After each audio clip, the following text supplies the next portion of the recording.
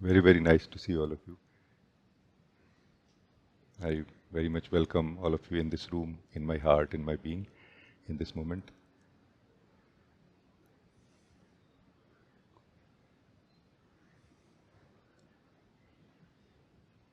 Let us once again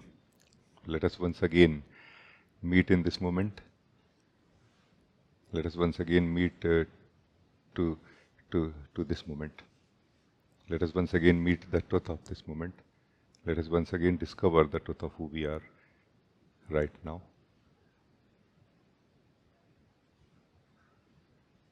And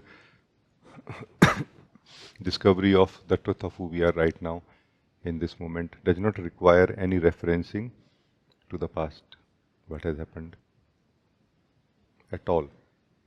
It does not require our practical life knowledge. It does not require our spiritual knowledge also.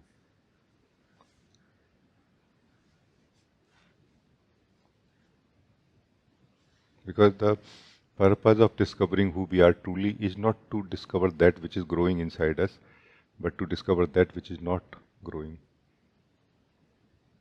which only is. No?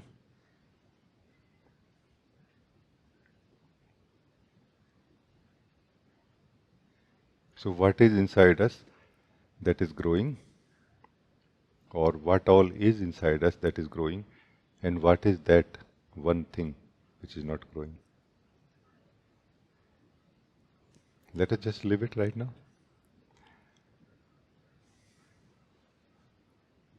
As simply as we are talking, let us start walking together.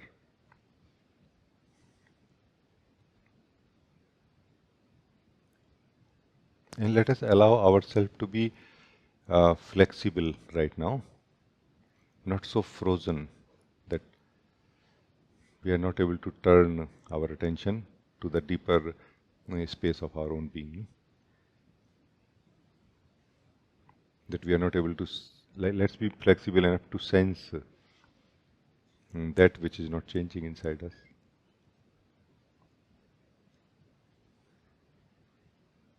So everything inside us, in one way or the other, changing. So this is the first thing we have to do, that we have to consciously, stably acknowledge this right now. No? That yes, everything is changing inside me. Meaning, thoughts, feelings, emotions, body sensation, all of that are changing. More or less, we know that already. No. Now let's try to sense deeper reality, which is also changing. No, deeper than this. No. Our state, is our state also not changing? Are we always in the same state? Were we in the same state as we are right now before this meeting started? Were we in the same state as we are right now yesterday? Let us more simply allow ourselves to notice that no, that also actually somehow changes. Like as if I also am changing in a way. Not really, but what we call ourself is only the state. No? State basically is that ground from where we work towards life or respond to life. No? So even that is changing. No?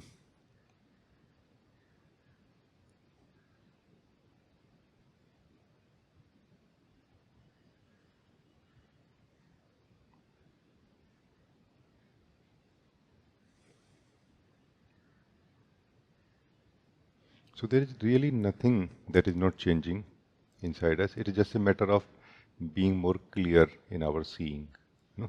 Being more present or still in our seeing, that we are able to notice.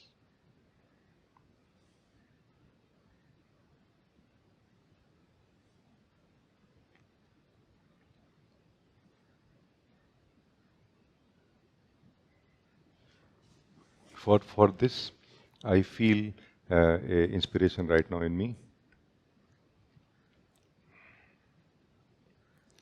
Let us do something so that everybody can be helped in this. Let us do some guiding in continuation with this. That I would like to call just seeing. No, not just sitting, just seeing, and it will have 3 steps. Okay. Let us begin with the first step. First step of just seeing is, best will be to keep your eyes closed if it is not difficult for you.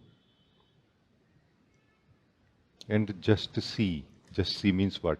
See, let us see what is changing inside me. What is moving inside me.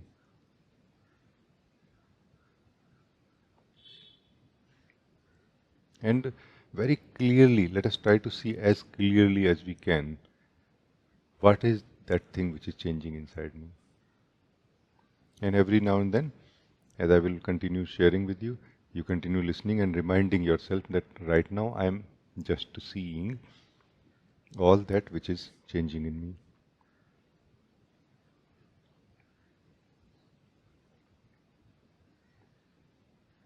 So that we don't get involved with the with the changeful inside us too much. Otherwise, we will start thinking, or we will be involved in feeling, and we will lose contact with seeing, which we are doing right now. So let us remain in a stable seer position right now, and let us continue sensing or continue seeing inside that what is that which is changing inside me, what all is changing inside me. It's a very gentle but continuous look inside. No, it's a gentle, continuous look inside. That is there anything which is changing inside me? And as a matter of fact, almost everything. No?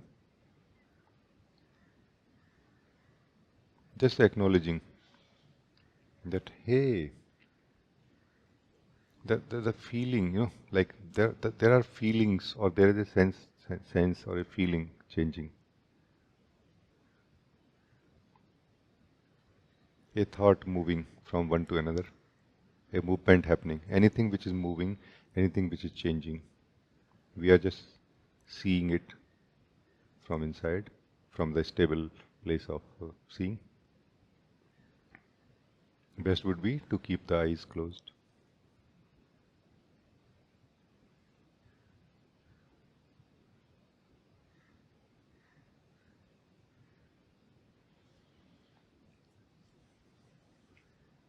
So here we remember that I am seeing, or I am just seeing. I am not doing anything with what I am looking at right now inside me. This reminder will keep us sufficiently detached from what we are seeing right now inside us.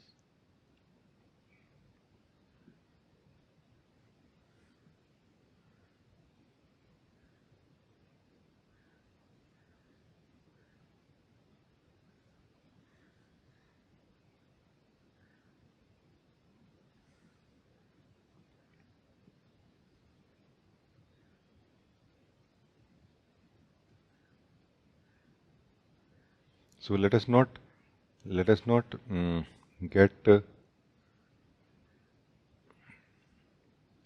hooked onto anything which we are seeing.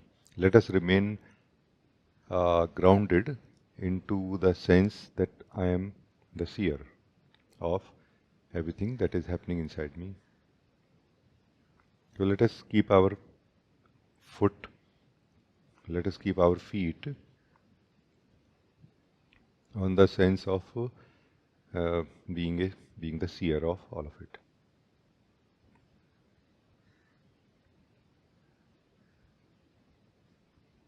While our attention or capacity of seeing is only scanning.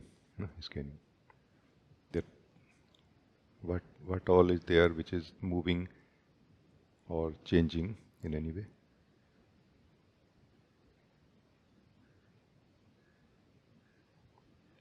Now let us enter into the second step of it. In the second step, we more or less do the same thing, but with a little difference. In the second step, we give value, or we become more conscious of the fact that I am the seer, and we give less value to what we are seeing right now. While what we are seeing remains as a reference only, as a whole, everything that is present inside us being noticed by us as something that I am seeing. Now we are not seeing thoughts separately from feelings, or body sensations separate from thoughts.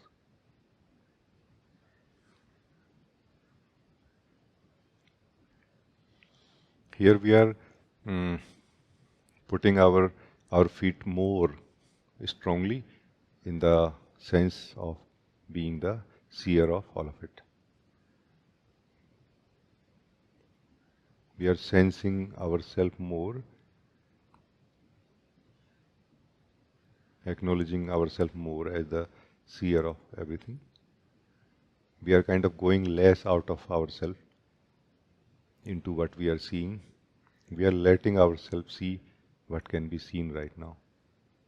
Now the seeing is only being used as a reference to establish that I am the seer of it. The importance is given to the fact that I am the seer of everything that is happening inside me.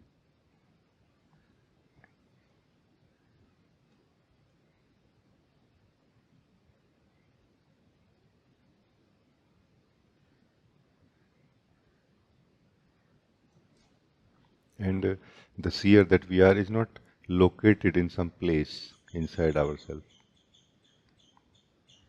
Whole of ourself is in the view. We, the seer, is not in the view. So we, the seer, cannot be experience, a thought, a feeling. We are not a experience. We are the seer of everything that is being seen or being experienced in any way, noticed in any way.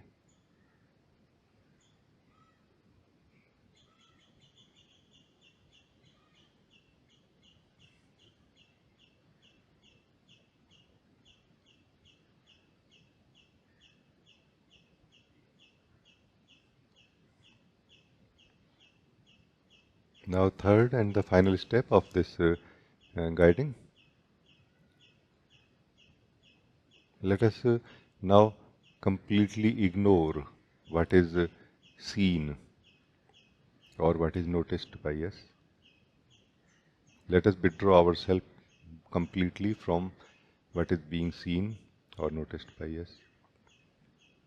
Everything that is happening inside us, let us completely ignore it, and let us completely absorb ourselves, our abilities, our awareness, our attention into ourself only.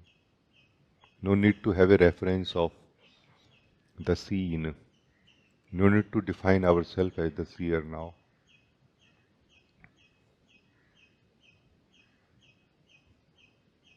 We focus on our natural existence only now, that we are. And when the seen has been, all the objects of perception have been excluded from our existence, we are not a seer anymore. We are a seer in relation to the seen. Now we are neither a seer nor there is something that we are seeing. We are a being now. We are just being.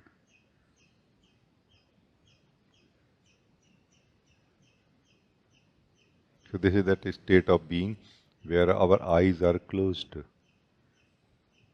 Our seeing is our eyes. When we open our eyes, that is when we open our seeing towards what can be seen inside. Right now, our seeing is closed. Or our outer seeing, external seeing is closed. Our internal seeing, which is our natural effortless awareness, is awake, is present effortlessly here, which is enabling a natural self-awareness, of the existence that we are.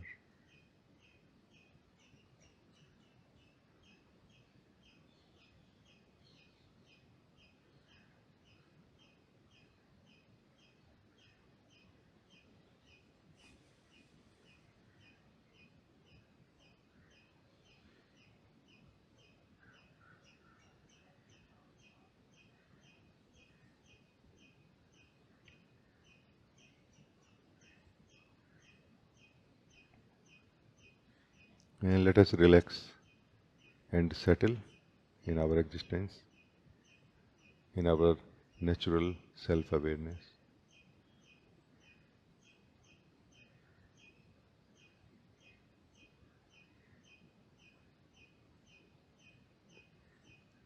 No effort is required here. Our existence is effortless, and our awareness towards our existence is also effortlessly present here. No definitions are present here. No effort to define anything is present here. No conventional or usual knowledge is happening here. Pure knowing of the being by the being.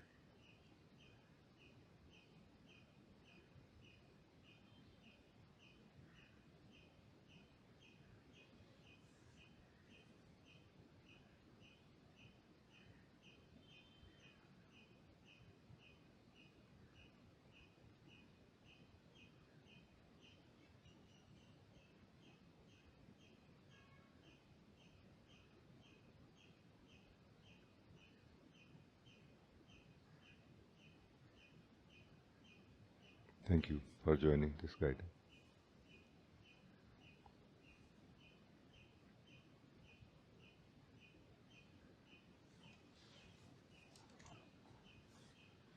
As you will open your eyes whenever you feel, keep an alertness towards any change in you, not in anything inside you. Inside us, things are changing anyway. Let us try to focus that when I open my eyes, does my understanding changes? Does my self-knowledge changes?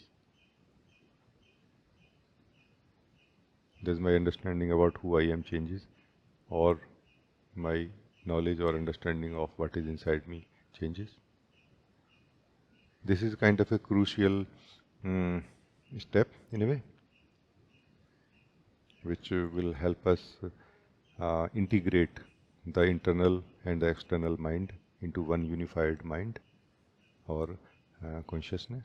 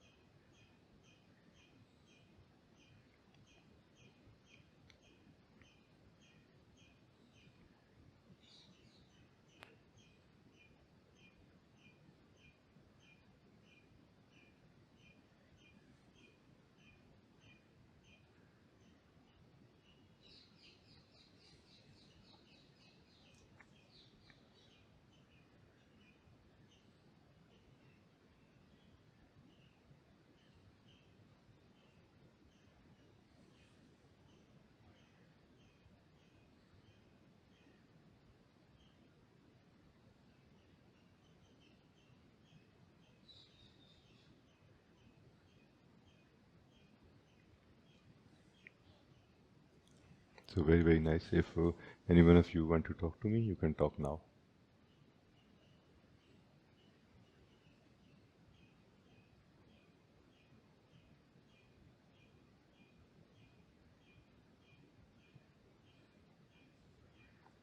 Yes, Ekta. Mr. Beloved, Namaste.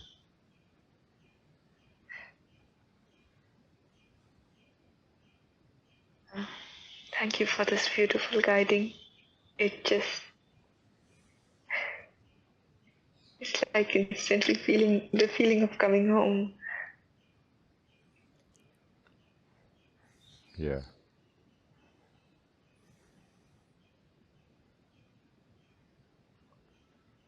It's very simple and powerful.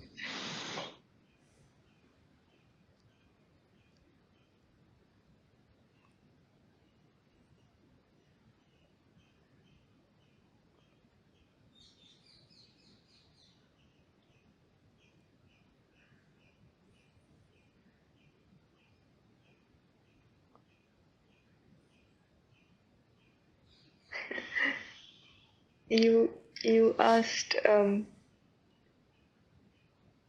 when you open your eyes, um, does anything change? Um,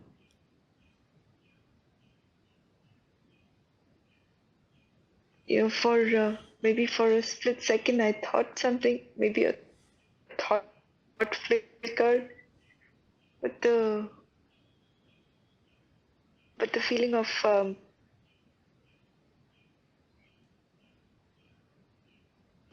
just being here and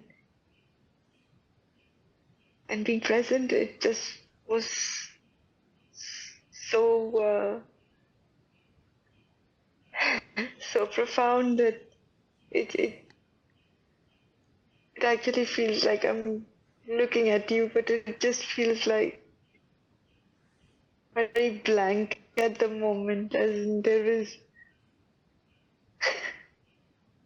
there, yeah.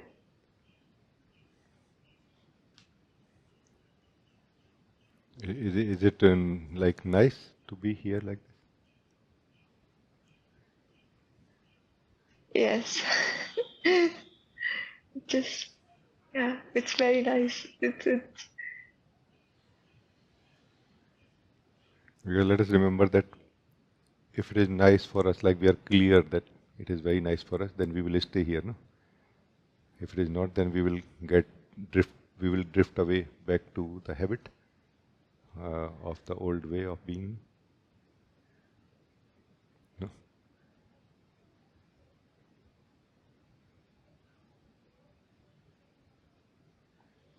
Let us try to sit here for some more time. Okay, Ekta, and it somehow, you know, kind of breaks the hypnosis at some point, because the hypnosis is not about being in that other state. It is about not being aware that I am in that state, no, and not able to find the way out of it. No, that is that imprisonment. That imprisonment will break somehow. The bondage, you know. So bondage is somehow that we get into the state of false self, and we do not know how to come back to the state of true self. No, that will break, not there but here. That bondage does not break when we are in the false self state. That bondage breaks when we are in the true self state. No? Like inside us, as if still there is something which want to go back soon. If not soon, at least sooner. Like don't want to stay here forever. No. And this is staying here right now is going to change that, but not by force, by our own self-awareness. That as we start enjoying being self-aware, somehow we are giving up on that dream on which we hold on to, and where we are living as that false self. No? So this is most powerful sadhana actually, which is possible here, not there. There are also some sadhana possible, but this sadhana is just little longer, like trying to stay little longer. No? This is the sadhana. Because there are reflexes like quickly going there. No? And just being alert that I don't want to quickly go back.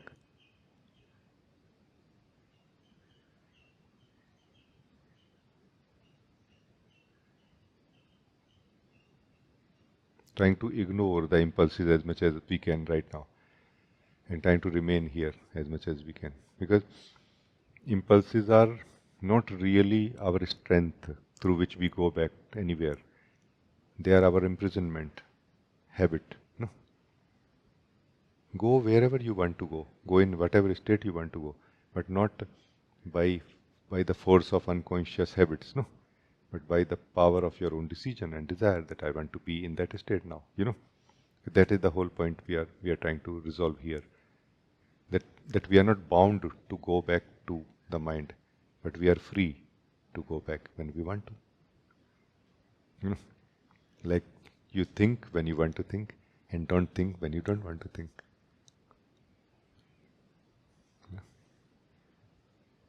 That freedom we are trying to achieve here by staying in this truth.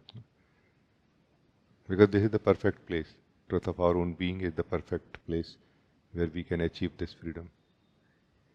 Because we have all the strength here to transcend our habit. No? That's why we are being suggested or guided a little bit that ignore the impulses to go back. Because we can. Here we can. There we cannot. Not so easily. No? But here very easily, very simply we can ignore the impulses of going anywhere. Like, the impulse to open our eyes. Open means the open our consciousness or attention towards the content of mind. No, don't open that awareness yet. Let it remain consumed in the self or self-awareness. No? As long as you can hold here.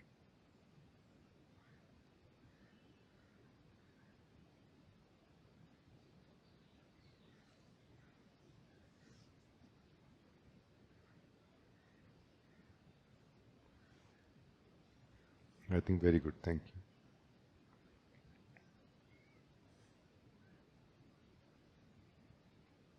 David, can I ask something?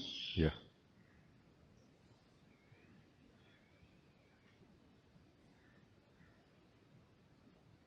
I with the ease, that I am here. It is.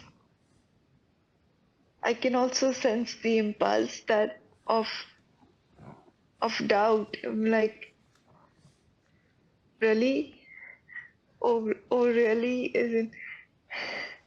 So I just want to check with you what. And I can also see that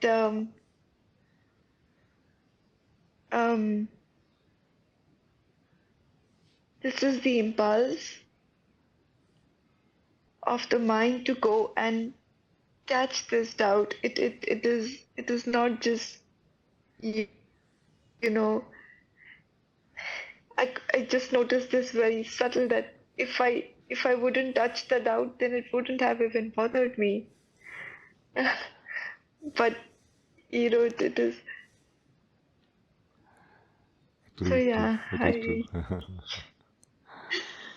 I but what is this? That I taste it, and yet it is like this, which is so real and so delicious. I do not want to trust this, and then I you know rather just the impulse to go with the doubt. It is just I just want to bring As, this to you. yeah, it is actually. As you are staying right now, living in the natural self-awareness, no? What is happening is as if you are drinking the nectar of your own being, and which is waking up your wisdom, your natural wisdom. And it is enabling you to see that these impulses are there. No? Our mind capacity or mind wisdom cannot see this. No? Our wisdom of that still being, self-aware being that we are, can see this.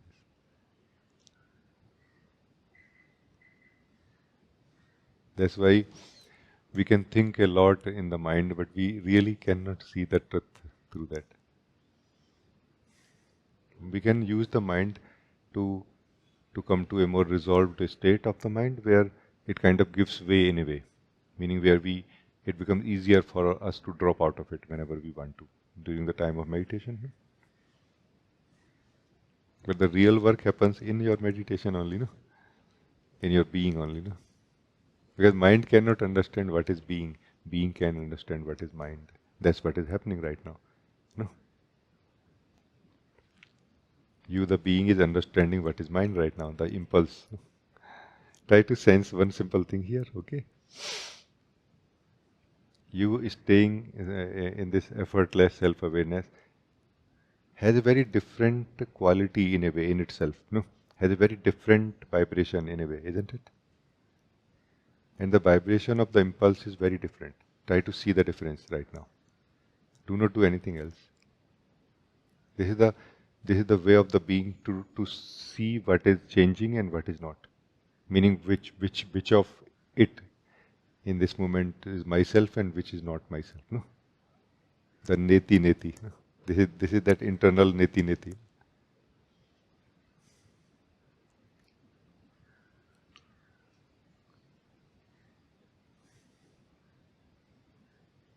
And do not try to remove the vibration which is not you, which is not your own vibration of being. Just see clearly that it is not vibration of my being. It is in me, but it is not my original pure vibration of being. No. So can you say something now?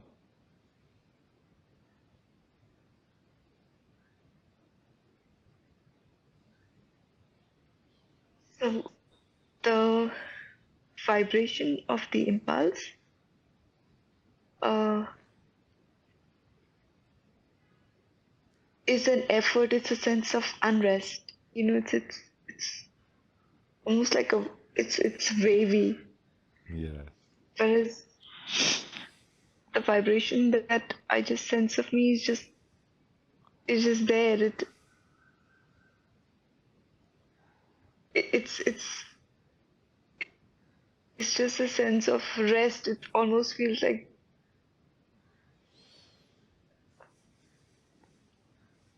Very it's beautiful. very easy over there. Yeah.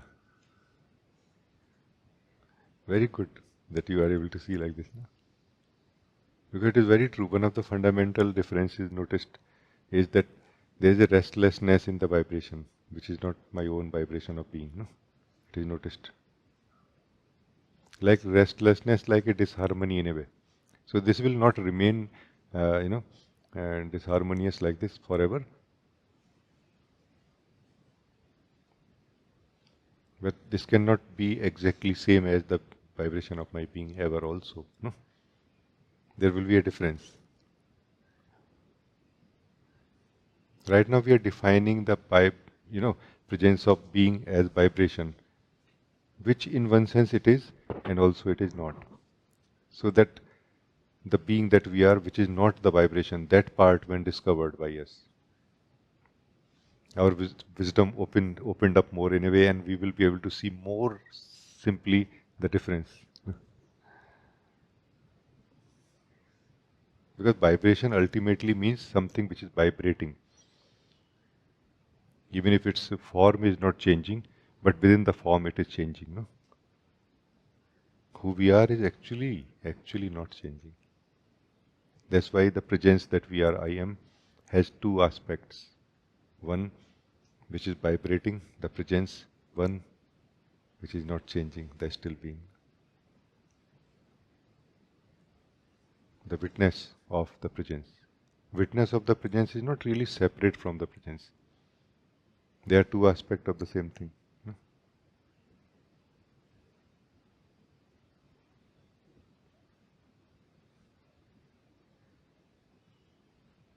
Yeah, it's very nice, no? Gee. Thank you. Thank you.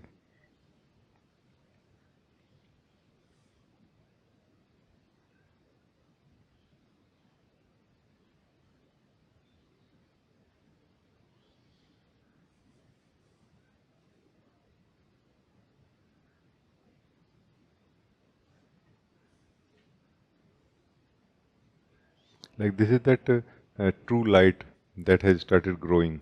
In this very moment, I notice in all of you, in one way or the other. But in some of you, it is so strongly growing. Like something is growing from inside you, which is something which is still is kind of growing in a way. Its impact is growing, its presence is growing inside us. Like so much so that everything else which is important, which is present inside us, has become less significant right now. Like as if it is there or not there doesn't matter. Thoughts, feelings, this and that doesn't matter right now. Like it is so impactful or powerful or valuable for us right now that we are full of our own presence right now. Now, what is happening inside us within that presence, the the movement of different vibration is not being given value right now. That's why it is not noticed that whether it is there or not. Do you see how simple it is to become free from mind? Just the change of the focus. Focus on that which is.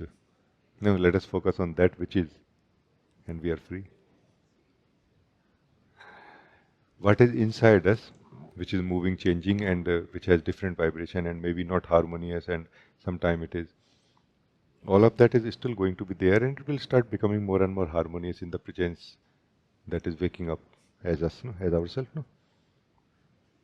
But we have become free already now. We don't need to wait for that these vibrations to become more harmonious now anymore. We don't have to wait anymore now. No? We are free to start living as ourselves now. So Dhyan is the way to learn somehow to come to this vibration of the being, vibration of the presence. And satsang is to continue that to the level where we discover that there is something also, some other aspect also of it, which is not changing at all, which is just witnessing, which is just aware, which is not participating in any way, this is why we call it witness. Witness means a seer which has nothing on at stake, which is involved in no way ever.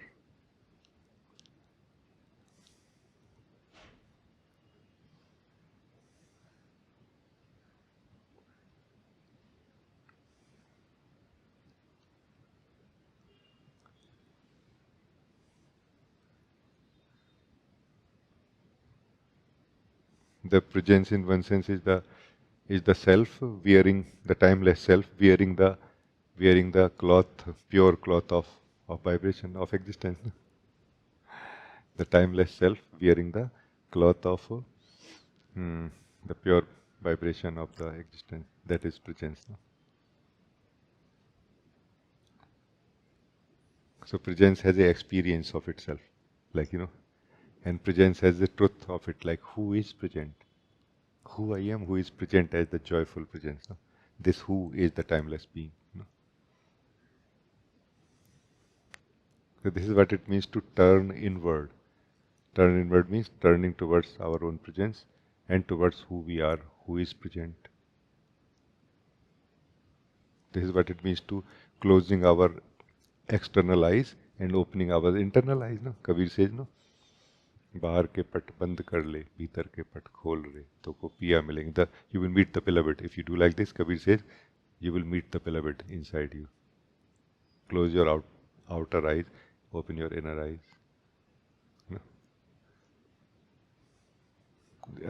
Are we still working together, Ekta?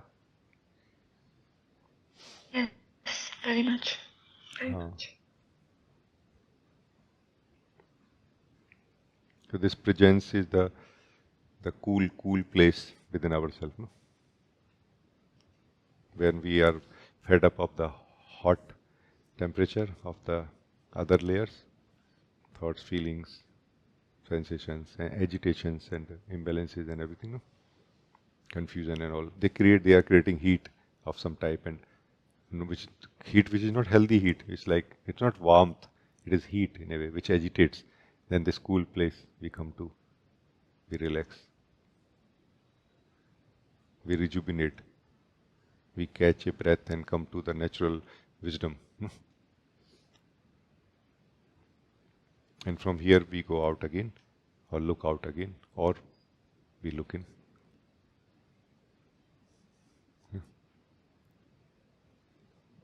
Thank you.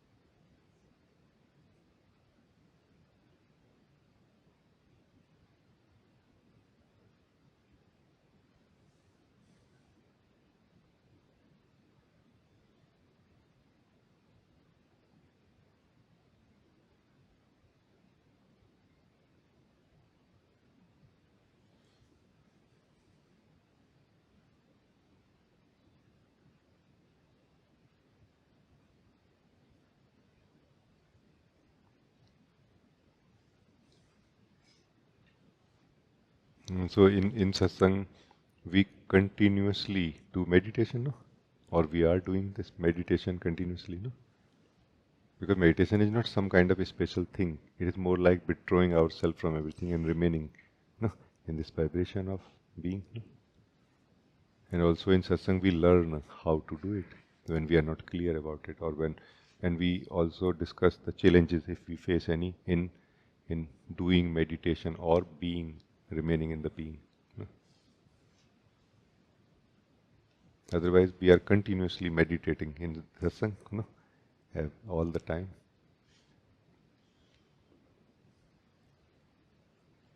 It is like a energetic vibration. Is a support of a vibration of satsang. No?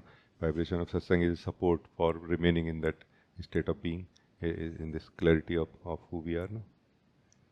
Like it becomes much more simple to remain, you know, in the purest vibration of being, of our presence. No? In satsang, it becomes much more simple because all the vibrations somehow here lose their strength or power, and the vibration of our being somehow becomes stronger here. What is the decision maker here? Actually, is our interest in a way, our decision, which way to go. If we are trying to stay in the mind, we will find it difficult in satsang. If we are trying to stay in the pure vibration of our being, we will find it easier. Have we not noticed that thinking too much in satsang, even when we are discussing or asking questions, it kind of looks a little difficult sometimes, isn't it? Because of this. Doesn't mean that we cannot think. We can.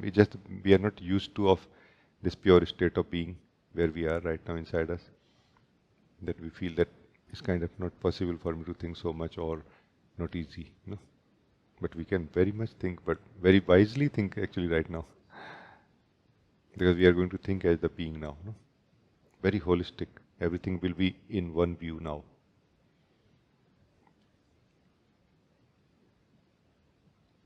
So yeah, anybody else talk?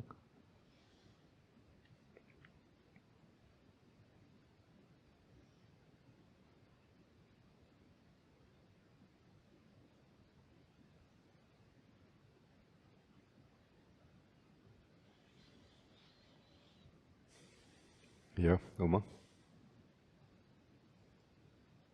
Pranam ji.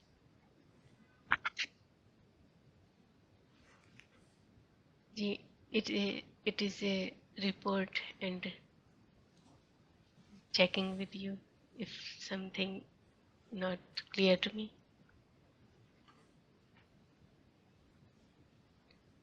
I was very much with you totally in this guiding, and it is really wonderful. Because of its steps, it becomes more clear to me, uh, more comfortable to go in this meditation. Like uh, slanting way to the top of the mountain and versus steps towards top of the mountain. Yeah. And when you said, and when you open your eyes, this moment is crucial, and check this time. So when I opened my eyes, I found everything is moving. Everything means it feels like just I am my eyes, and other than this, everything is moving. And at the same time, a resistance for moving aspect dropped out suddenly. I Can you say this again?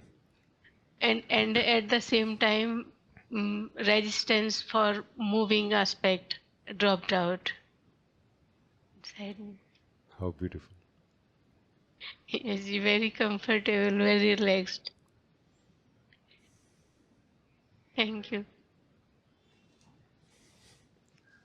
Uh, can I say like this? Please confirm that. Can I say like this, that the resistance for the moving aspect dropped because it was seen clearly that it is moving in me, so I have no threat from it. Meaning it became clear or more clear than before that it is moving in me, so it cannot impose, pose a challenge or a threat for me in future. Because after all, it is going to move in me only. No, that relationship will never change. Can I say like this? Yes, Ji. It is like this. It cannot affect me.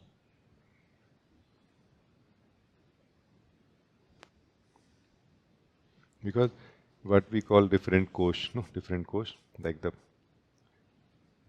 body, subtle body, like this, annamaya kosh, pranamaya kosh, manomaya kosh, Vigyanmaya kosh, and then Anandmaya kosh. Their relationship is like this only, no? In the pure being, in the Anandmaya kosh, all other kosh are there in it, no?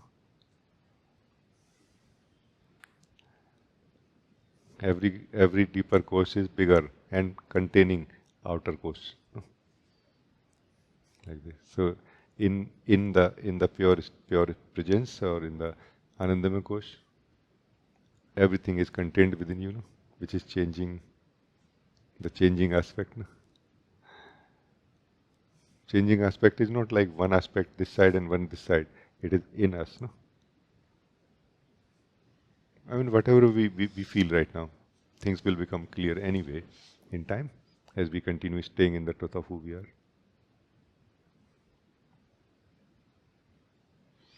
And this is a very, very true report, what you are saying.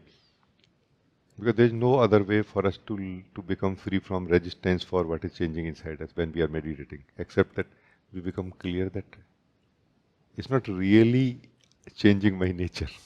It may engage me out of habit, but it doesn't mean that it is something good or bad in itself, you know, because we are mostly criticizing it or fighting with it, or like we have made an enemy out of it. That that mind, my mind, my ego, we have made an enemy out of it. And we are playing on from both the sides, by the way, because there is nobody there in it. We shoot like few bullets from here and then go there, and we shoot from there at us. Because there is nobody there in that changing or changeful aspect.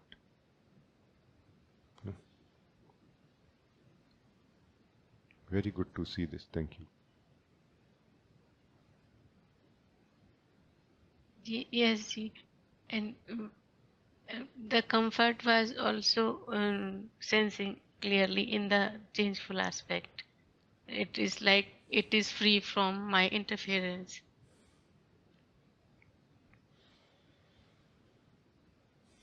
I feel that changing aspect inside us is something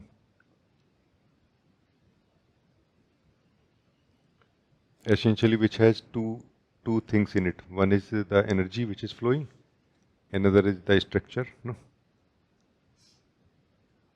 structure fundamentally cannot be changed, but it can be cleaned. No? Energy, we cannot stop the energy from flowing through it because energy means life. No, but as we clean the structure more, the energy flows more balanced. No? And more balanced energy flow also is more invites more flow of energy, meaning more aliveness in us. No? More alive. We feel more alive, more life is felt. No?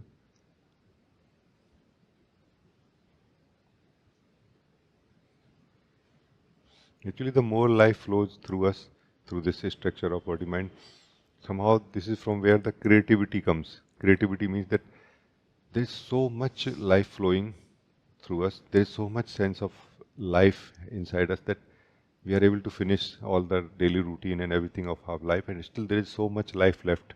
What to do with it? Let me create something out of it. From there the creativity comes. That there is so much aliveness is still left in me, so much energy left in me to do something. I have to do something now. No, but not to destroy. So this I have to do something is not like a restlessness in us, but very peaceful, joyful, like a singing life force, no, which is only going to create something or add something to the overall harmony of life.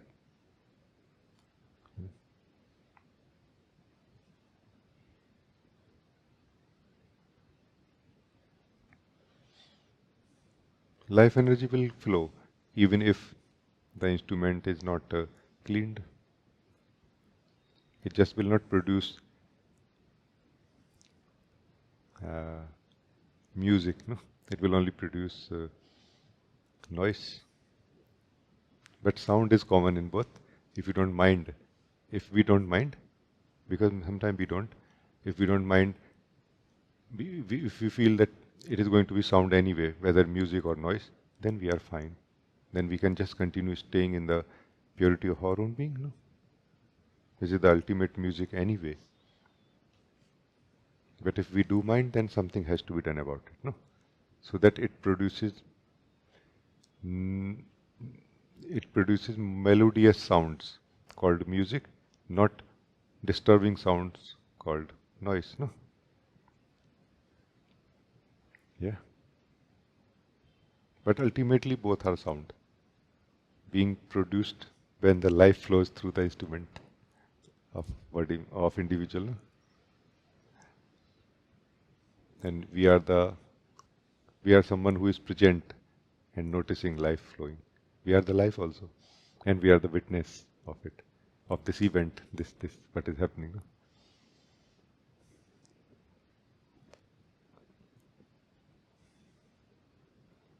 Thank you. I think it's beautiful. Thank you. Thank you.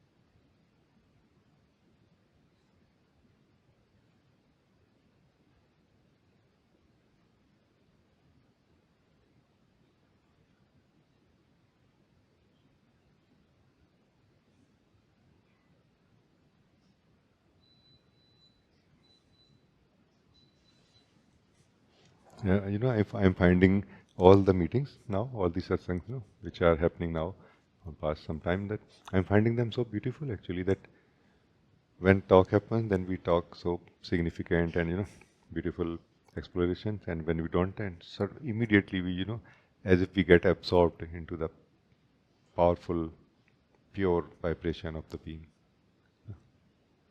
It's amazing, beloveds. I'm very, very happy to be with all of you.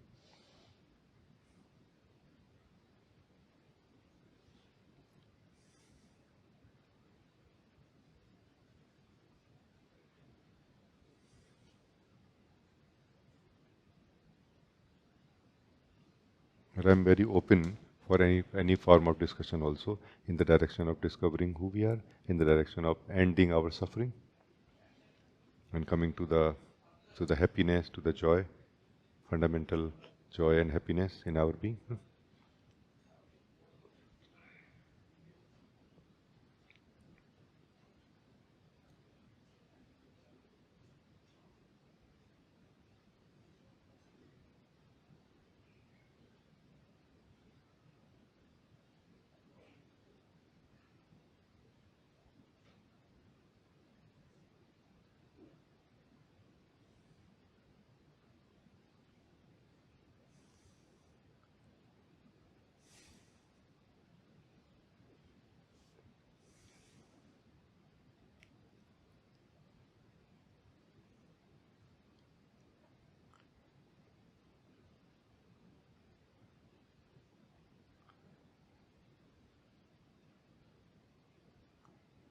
Zoe, you want to talk?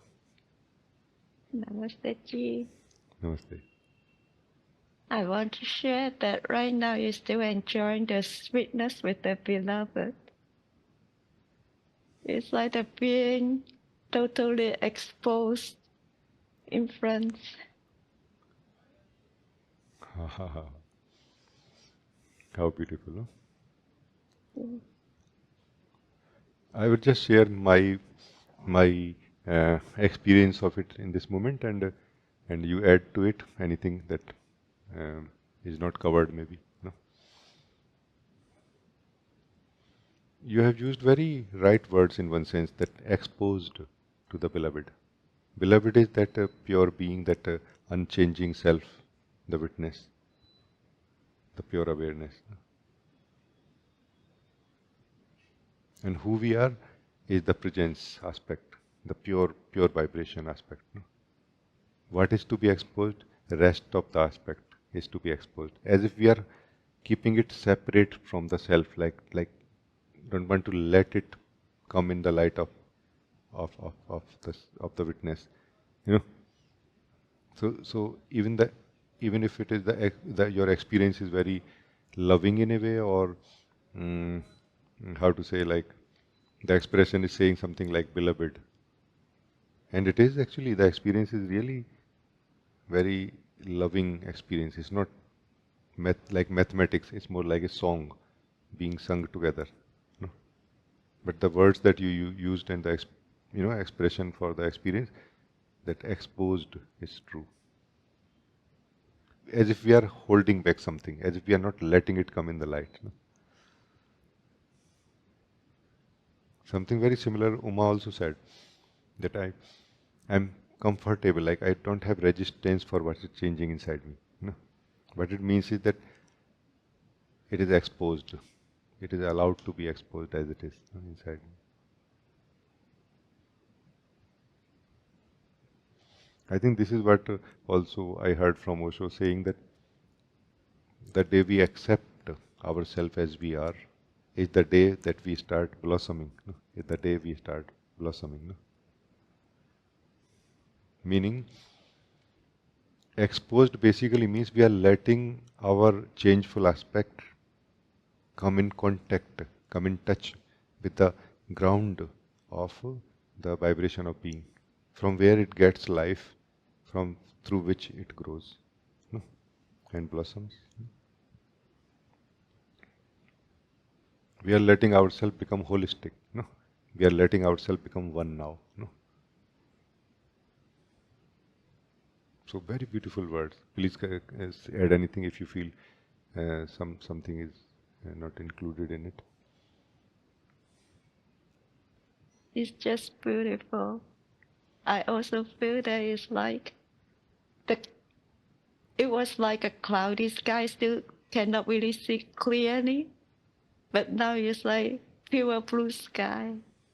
Like Pure blue pure, sky. pure. Yeah. It's a very pure sky right now here, no? Meaning very clear sky. But the sky is not clear when there are no clouds in it. Sky is also clear when there are clouds in it, no? Let's be clear about it. And if we focus on the purity of the sky that we are, then we will not mind how many clouds are present right now inside us, meaning how many feelings or how many experiences are present inside us. And only then we are actually able to accept fully the changeful aspect inside us. Actually, the thing is that we are identifying ourselves with the changeful aspect. That's why we cannot accept ourselves to be so changeful, or based on our conditioning, we are judging also that I am good or I am bad also. As soon as we identify ourselves to be that pure space of being in which the changeful aspect is happening, we somehow naturally allow it to be seen by us, or accepted by us, that okay, it is there, and we allow it to be accepted as it is also, without any judgment, like without any ready-made judgment about it, that no, first these things should go out of my system, then only I will accept that I have a changeful aspect. Do you see what I mean? I have this feeling that many of us, if not all, are continuously trying to clean the changeful aspect, but not so that it can become more balanced and a clean instrument for the divine, but more so that I can accept it as it is. But we can accept it as it is, and then we can much better work on it to clean it, isn't it? Accepting is not becoming lazy about it or careless about it. In fact, the moment we accept, the more faster we will clean it, because we are the being. And many things we will not like. I don't want this kind of dust and fogginess and smell and anything else. No.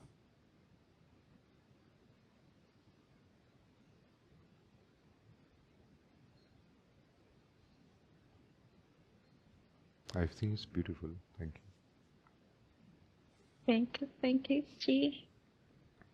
I feel like it's like more open eyes and more open hearts also. Yeah. Open heart is very important, because open eyes means like we can be more still seer, no? Where we include more in our seeing in one go, no? But still we will not accept, like still we have resistance for what we see in it, no? In this one view. And that as we open our heart for it, resistance is also not there for what we see in one seeing, no? Yeah. Yes, it's valuable really. Opening our heart means like kind of more identifying ourselves with who we are purely. And we think that resistance is always directly I'm fighting with something. No, resistance is in many forms. No? Resistance is caused by attachment basically, or unconscious attachment. No? Neither we can attach ourselves permanently to what is happening inside us or changing, because it is changing. Nor we need to attach ourselves to it in order to enjoy it. No? We just need to learn the right thing. What is the right thing to do with it? What can be done with it and what cannot be.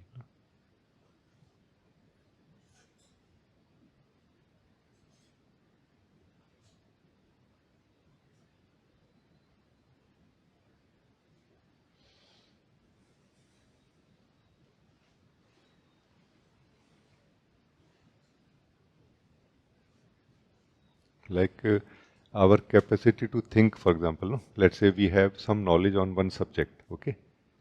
So how we know something on one subject? Through a thought process, no? Then through that thought process, we come to a conclusion about it. And the more, like the faster we revisit the same cycle, the better or not.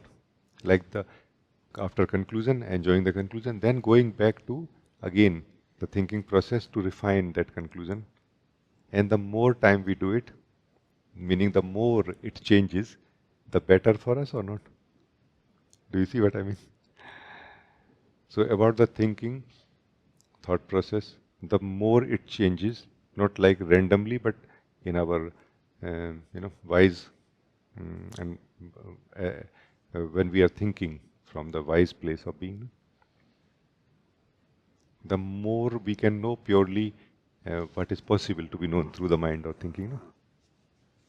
Meaning we will have to depend on beliefs less and less, isn't it?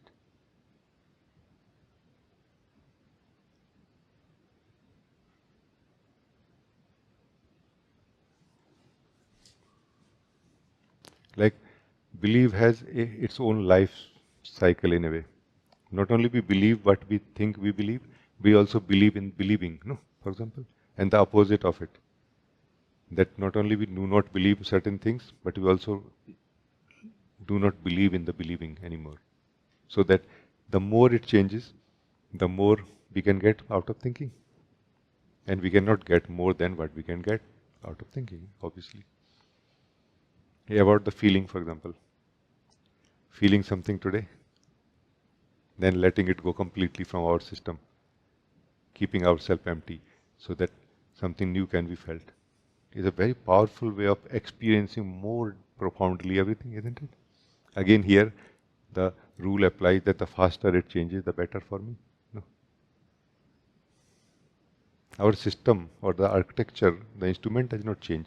What passes through it, the sound that it creates. A feeling is a sound created by the life that flows through this flute, no? Flute of the body mind. A thought is a sound created by it, no? Also. Newer sounds, newer sounds are created as it changes faster.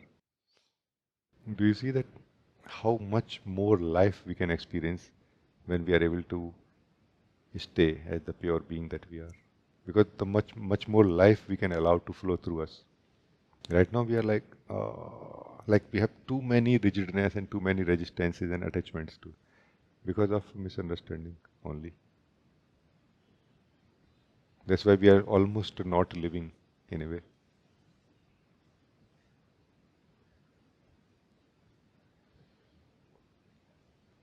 Those who live really um, more deeply, they feel that like since morning till night is one life itself. In one day, whole of life is lived. So intense, so deep. Like this one life per day. No?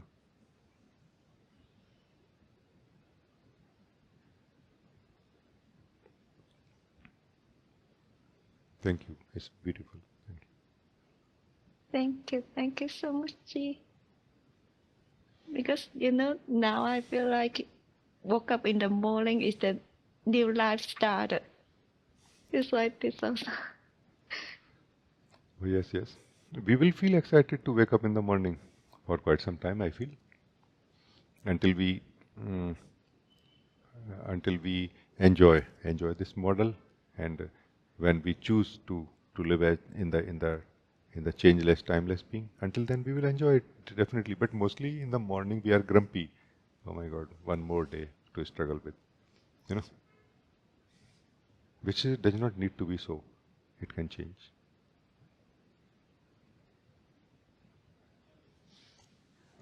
But it cannot change from outside, generally speaking. Something has to be changed inside us, in our knowledge of who we are, and in our way of looking at what is happening inside us. No? Thank you. Very, very good. Because you are very right that every morning is like a excitement to to grow more in a way, to like know more, to experience more when life will flow through me, and to know more about who I am. But not losing what I have known about myself so far, just it is going to become more clear or going to grow deeper in a way. The same thing, no? The view, the true view, or the true seeing, that that all that which is seen in the true seeing does not move so much, going somewhere. Just the depth of it is increasing. Same thing, the depth of it increases more and more and more every day.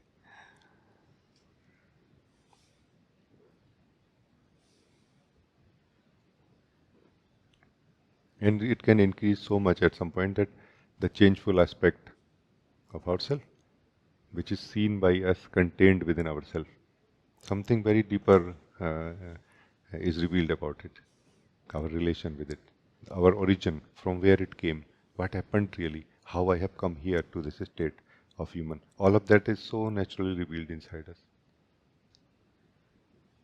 By just doing the same thing, excited to wake up in the morning and, you know, exploring the deeper truth of the same thing. Thank you. It's very beautiful.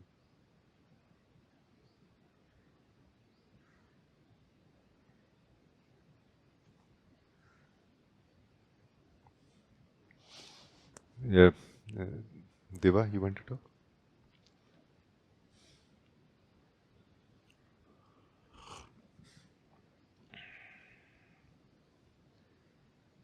Can you hear me? Yeah. You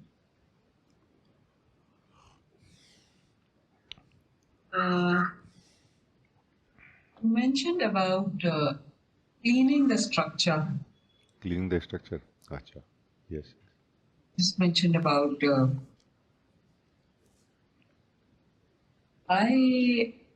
when you want uh, uh, when creativity just happens from the overflow and you want it to be melodious and not just a noise, a melody but not noise. And this phrase that you use, cleaning the structure, I couldn't really understand that.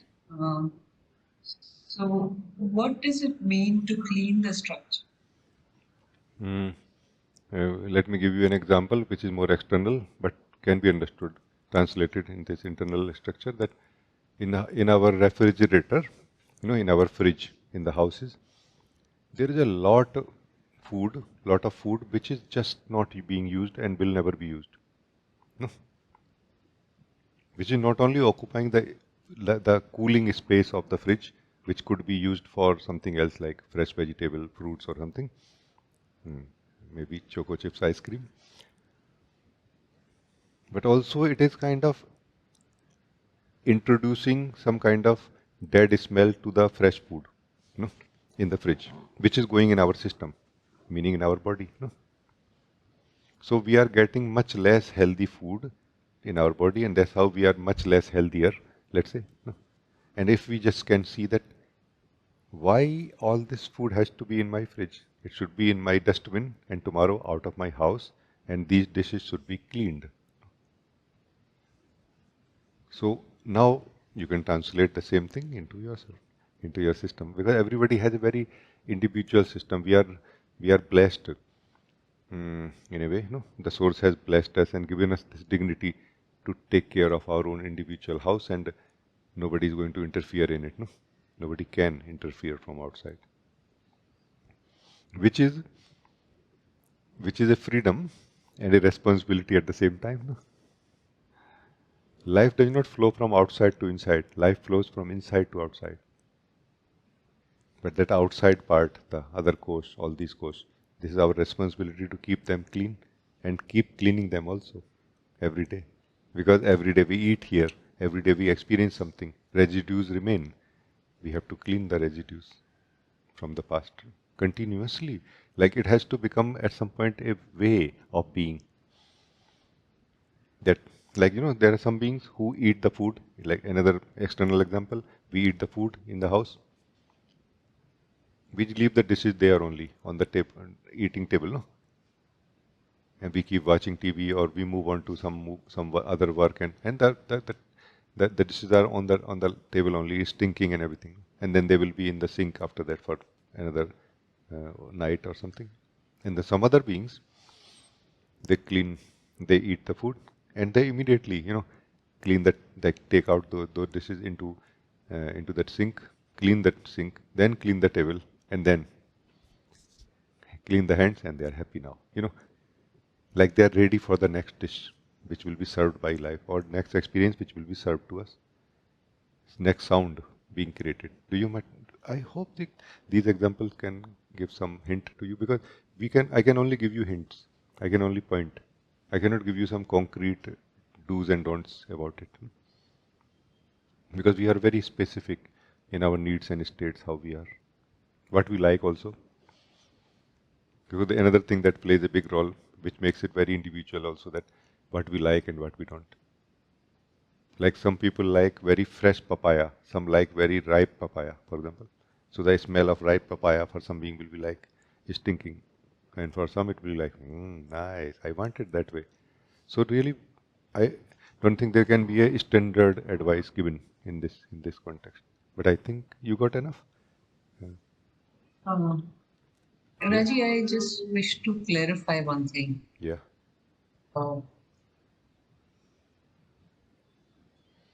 My understanding from what you just spoke is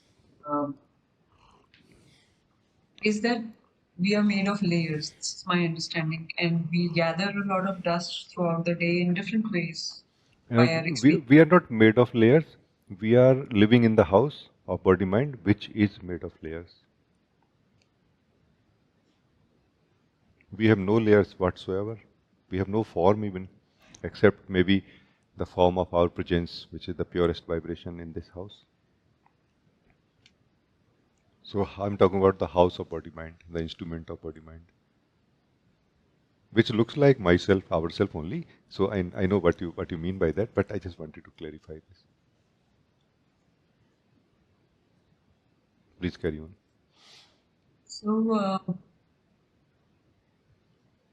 So when you gave this example, coming from Osho's background, the way I understood cleaning was to do with the several meditation techniques. And from you, I understood cleaning is through doing your Vajshuddhi and meditation. So is that what it is? I'm just confirming. And No.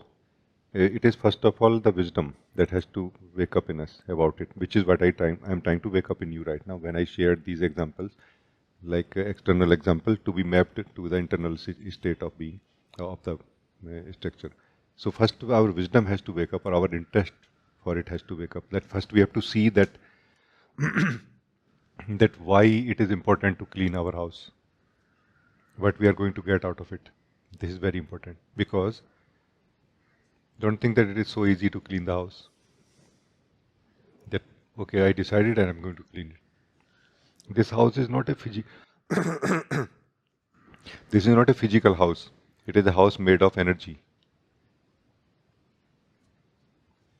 We are going to find so many old magazines here, so many old photos, videos here, that we will like to not even throw one thing out of every cleaning cycle.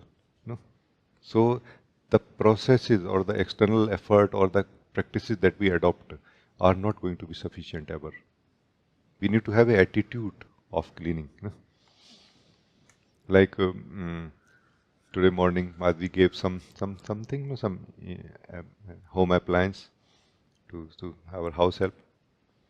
And when the house help gone, she said, one thing gone, like she said like this. And I felt very happy also, like, we have more space now. This is attitude of cleaning. Otherwise, oh, this is my home appliance which we bought there when we were there. Hey, we were like this, and oh yeah, we were like this. we are still attached to that. We are still not letting go of that memory. How we can let go of this home appliance? You know what I mean? So a very clear, very strong and clear and firm desire, up to the point that we start feeling that I don't like this dirty house.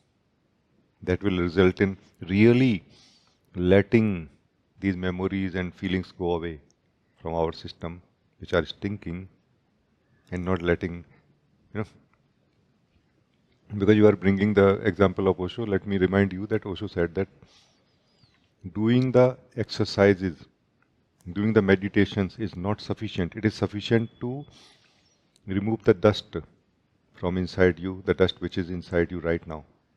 But if you keep collecting the dust, it is going to be a never-ending story. This I heard from Osho. You can find out somewhere. So we have to first stop collecting the dust. That is the attitude part I am saying, where our wisdom has to wake up first. That I like to be minimalistic now, you know. And the being, as you wake up, it will naturally wake up in you, by the way. So we don't have to really do a lot of work about it, except that let us stick or come to the purity of our own being, where living our own truth is more joyful for us than anything else. Then we will feel that actually moving in this house of body mind is kind of difficult for me. Traversing, like living one day in this body mind is not so easy for me. Like, I don't know how I was living so far. You the being feels like this. And then that results in removing the dust a lot, so that it becomes most comfortable for you. Like only everything which is useful for you is there. Not some CDs are there, some USBs are there, some which you are never using, and you don't know when you are going to use it next time, or when you used last time. You are just going to, sorry, let me check if any important data, let it go. So that is how it happens. It's not external thing really. External is a supporting activity. External is a supporting activity. It's not an actual activity. Actual activity is a decision from the being. Like somebody does not want to let go, let's say, of their old magazines, and they are taught that how to keep your house clean. They are going to just keep cleaning the old magazines, but the old magazines will still be there, and the old magazines will keep them in the old memories. So the old memories still will be there, and until those old memories, which are producing a certain flavor or fragrance or vibration inside us, are not seen as something old, we will not let go of it. So it's about seeing it, that whether it is dust or not. It's not about how to clean it. Whatever way, wipe or lick, do anything. You will do anything. Like, would you really care how to clean it? There are no how-tos really fundamentally in life, as much as to what to do. How to do is always second and third priority in life. The question wise, in the in terms of importance of it, what to do is more important than how to do, and who I am is most important. Even then, what to do? No? Who I am is most important question. After that is what to do, not how to do. No?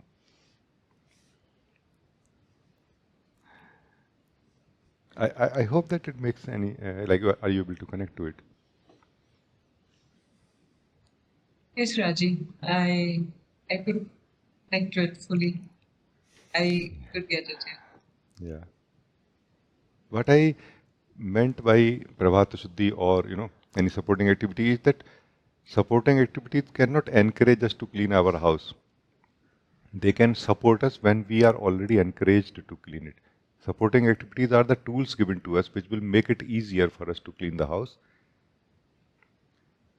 We will be able to clean the house regardless of whether we get the tools or not. No? But with the struggle. This is without a struggle. This is the only difference I'm talking about. Systematic approach means without a struggle. While we can still enjoy a movie that day when we are cleaning the house, rather than dust everywhere, even in your pizza and everywhere. When you are eating dust also that day. That's the difference.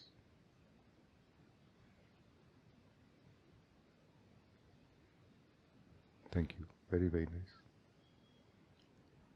Hey, Rajee.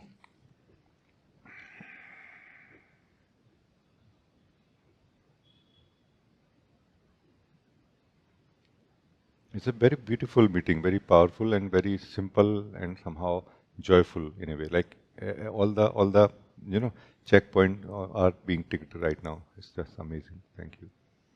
We all are like in a very good place in a way, or in sync and interested also. Thank you, all of you, every one of you. Every talk I enjoyed very much, and your presence very much also. Every one of you who is not talking but just present here. No? And obviously, I'm not talking about those people who are not present here. No? I hope you understand my hidden message in this. I don't mean that those who are not physically present here. I mean those who are not present here, even if they are physically present but not present. No? Just joking, but just see. Your presence is contributing to this meeting. The more conscious you are in being present where you are right now here, no? The more it is contributing, encouraging, and bringing that beauty and that pure pointing to the truth and living of it together. It's just amazing. This togetherness is, the most beautiful part for me. Where things happen, we don't do really so much, no?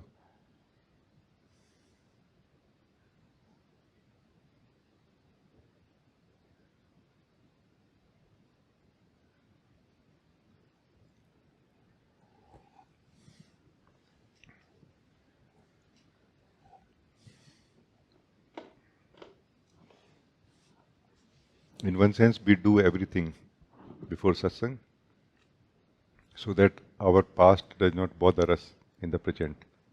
And what we do in the present, so that we don't do anything in the present. No? We let it happen in this moment. Let ourselves discover the truth of who we are. Let ourselves be in the present, first of all. No? So the sadhana, spiritual growth and maturity is that dealing with the past before coming to satsang in a way. Not packaging it in such a way that it doesn't spill when we are in satsang right now. No? It doesn't start coming inside us. Like it remains on one side in some way that, okay, I'm going to deal with this packet after satsang. No? So that we can get maximum from each satsang. Because satsang is an immediate call, like a alarm, like a call for awakening. Like, hey, Ekta, wake up. Oh, okay. Like, you know what I mean? Hey, Diva. Oh yeah, what? Wake up. Oh, okay. It's like this. You know what I mean? It's not really for discussing things so much. How to? You are the being. You can find out how to do what is the best way for doing something, or you can create your own. You are the being, every one of you.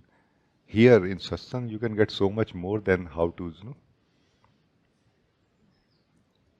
You can go get back yourself in satsang. No? In one sense, no.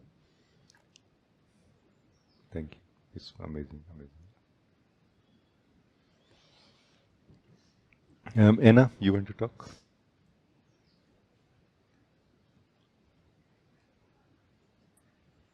Namaste, Rajee. Namaste. I wanted to share something that was while we were doing the meditation, very clear.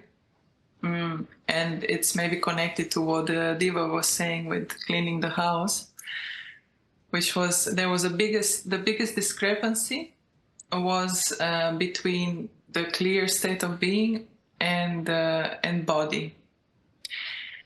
And I realized that I was trying to I was not present enough in certain parts of my body. And this is the way to clean the structure and not the other way around, because like in order to clean something or to throw it away or to give it to on the street, we have to first take it in the hand or whatever. I have to first feel it and accept it, and what I mean, I know that we all do it, and I know that maybe today I say it, but tomorrow it might happen again that I do it. It's like we don't want to see it. We don't even want to look at it. Yes, yes, yes. You're right. And so You're with very, very right. grace, I stick to dealing with it, to cleaning. Yeah.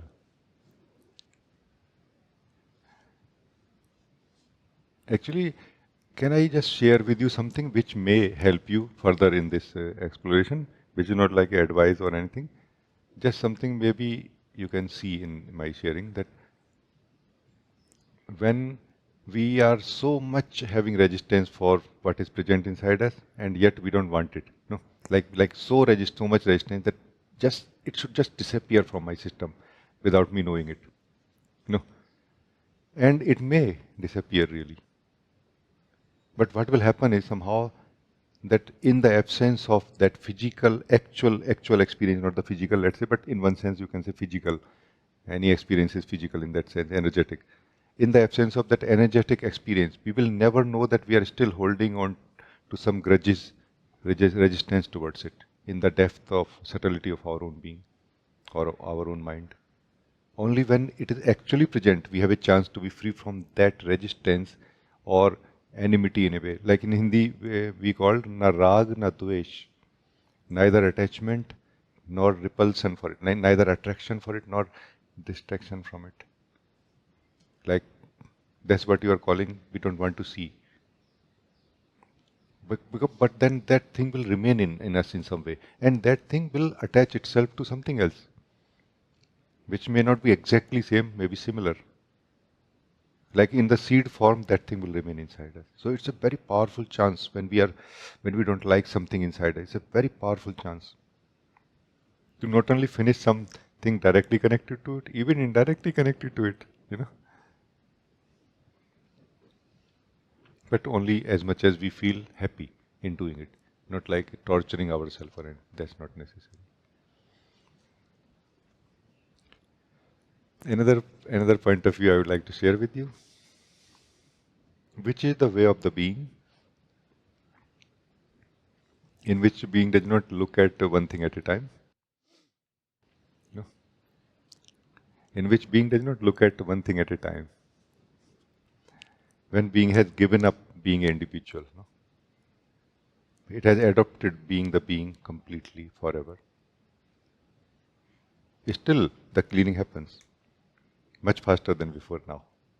Now what happens is that somehow a central intuitive feeling is there in the being. What will happen for rest of my life or for some time, let's say now. Or fundamentally what is going to happen anyway for rest of my life in this body. And that central internal, intuitive feeling governs, works like a wisdom to what to keep, what not to keep. Of course, cleaning for sure happens, but sometimes even much more than we can do we can do in this itemized cleaning version. No? Because itemized cleaning is also where we are in one sense trying to become a better individual, like a more free individual, more stable individual. No? Which is not a bad thing really. It's a nice thing. But the being that we are anytime can be a better individual than our better individual that we have developed out of our previous version of individual. This is my point. The individual that we become on the fly as necessary in the moment will always be better than the individual that thins away slowly, becomes better and more open-minded and more allowing and accepting everything. So this is another point of view.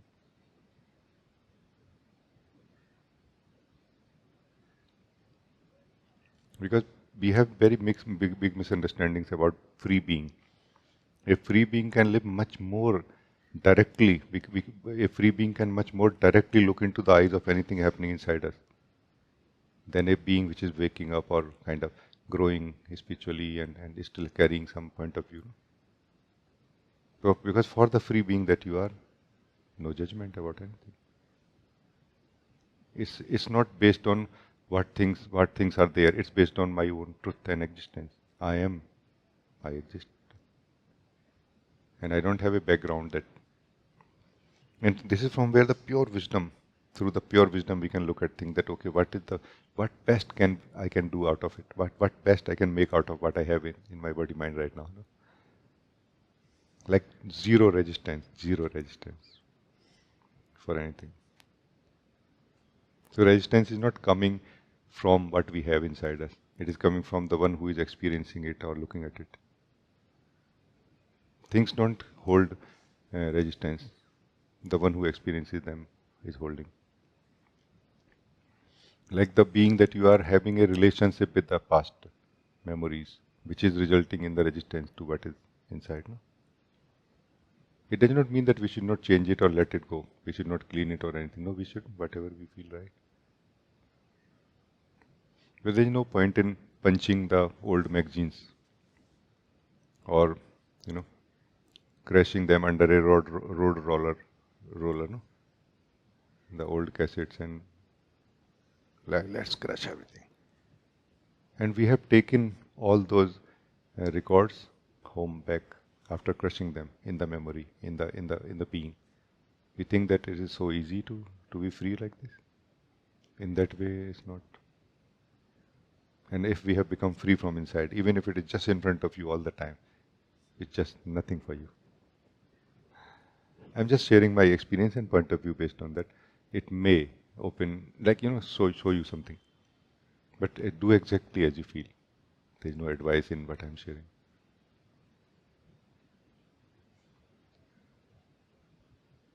I think very good, thank you.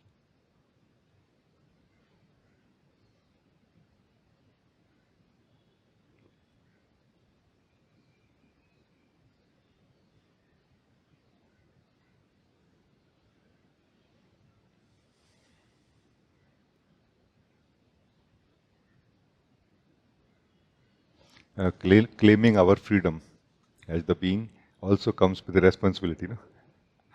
Claiming our freedom is like having a independent house. You know?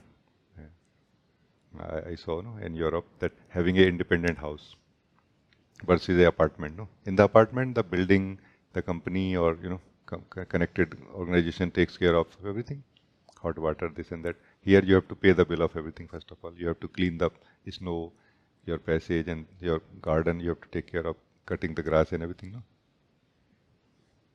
So freedom comes with a responsibility also. But the joy of freedom is so much, You know what I mean? That the joy of freedom is so much that it's all right. I will take care. And even if I'm not able to take care so well, at least I will be free. Like, not well-maintained house, but free. So this is also, I think, something we can kind of understand. Because otherwise we feel that, oh, I don't have to do anything when I become free. No, you have to do everything now when you become free. Nobody else is going to do anything now. Before we were living in an apartment called being a person. One person is one apartment of this existence, where collective also takes care of so many things, where we don't pay the bill of many things, and we just enjoy the hot water and electricity and even the what we call this hot plate and everything will be changed based on the annual maintenance. You don't have to buy new appliances, in the kitchen and things like this. No, but here everything has to be done by you. But that's the beauty of it, by the way. It's not really a problem. It's an opportunity. I can create absolutely everything the way I want now. Everything is going to be in my way. Virgin, absolutely pure, not mixed with any past or anybody else. It can be. Let's see. Just my joy I'm sharing with all of you. You all see, please, what is in it for you, and accordingly, yeah. Mila, you want to talk? Namaste, Ji. Ji, just wanted to share that this meeting today is very unique and beautiful. I feel that our being together, this silence is much more loud today. And I feel that this opportunity to be during this meeting is much more important than talk or dissolve problems. If I do have, I don't have them secretly, I'm telling you. But this joy and being together is so I don't know, so precious today, and so loud today, loudly than ever. And I value this opportunity and this yes, this opportunity to be like this with you together. And I would like to ask you if I'm ready to see something more, something else, then please guide me. We can live together right now, something I share, and maybe it will, help you in seeing and living something deeper, something deeper or something higher than what you are seeing and living right now.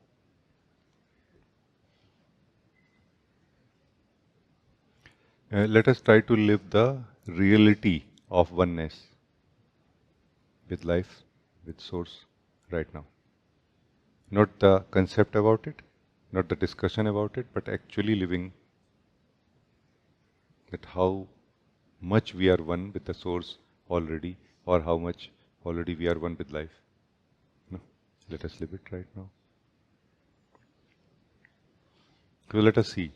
What is ego in this case, or mind is like a bundle of consciousness which holds the understandings, sense of knowledge about everything, beliefs about everything, no? Including who I am, what life is, what is my source, from where I came or not, including the ignorance that I don't know from where I came. No? All of that is being held in this bundle of consciousness, this contracted consciousness called ourself, through which we are living continuously. Who is living is not this contracted consciousness, it is the self that you are. But we have been living through this contracted consciousness called ego or ego mind, which holds all of it. It has defined everything in it. No?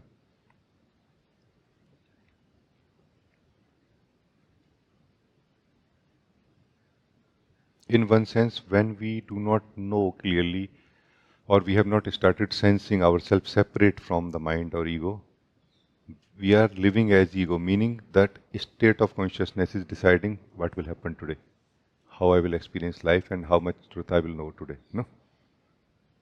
But in your case, when you are already reporting something very amazing, that I'm very joyfully present in my being, and there are no problems, and if there's any, it will be handled very nicely by it.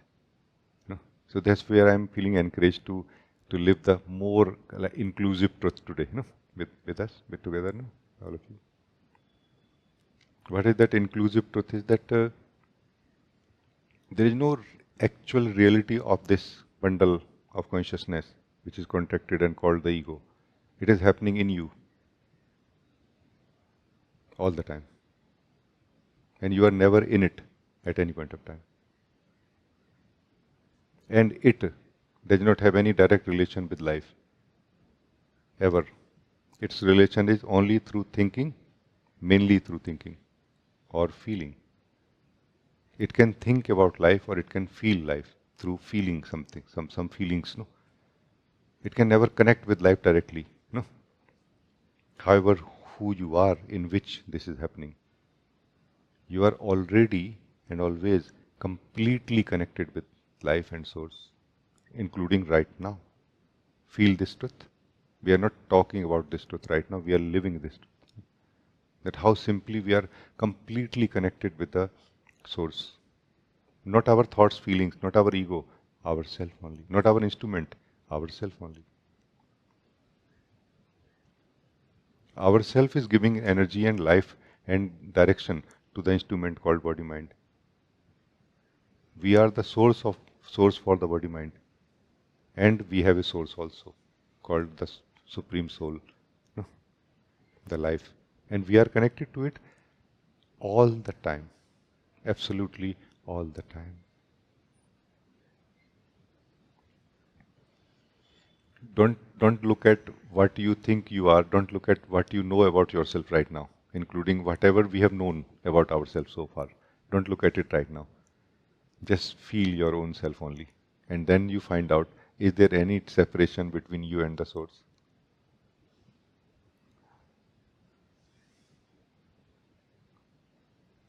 You will maybe find for some seconds the separation until you will realize that there is no you here. There is only source. There is no you here. There is only source. In the purity of your being, there is no you. We don't exist here. Only the source. So the sense of individuality created by the contracted consciousness called ego and the source. Just two things. There is no third thing called individual self or person or anything. And there was a hypnosis also, creating a sense which is not there anymore. A sort of a sleep was there and which is not there anymore. Now what was what has become again what is what. The view is complete, the seeing is pure and true. That which is changing, that which is not changing.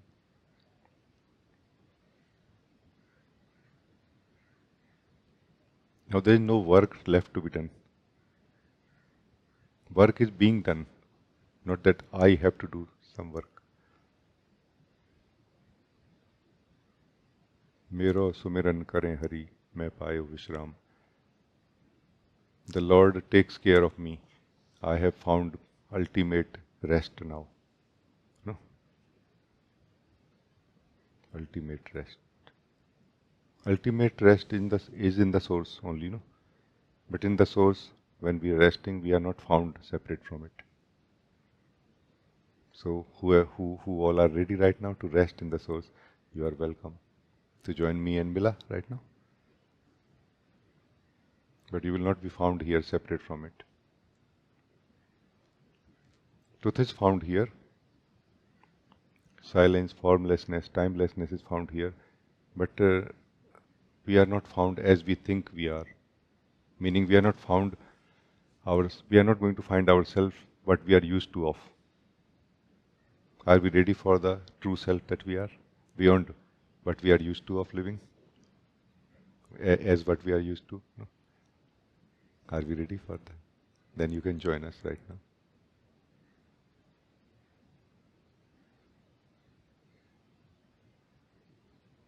So this mystery will always be there. How to become one with the source. As long as you are there, it is not possible. When you are not there, there is no need to become one. No? This mystery is solved only when the sense of individual soul is removed or dissolves. And this is how it dissolves. No? Somehow the grace of life turns on the light little more bright in a way, in which somehow the source, the truth, the true being is found, but the individual being or soul is not found anymore, called myself. Yourself is found, but as the one being, not as the individual being, separate from the one being. I hope some of you at least can join me fully in this. I hope you are joining me right now in this. No? If not fully, everybody join me a little bit.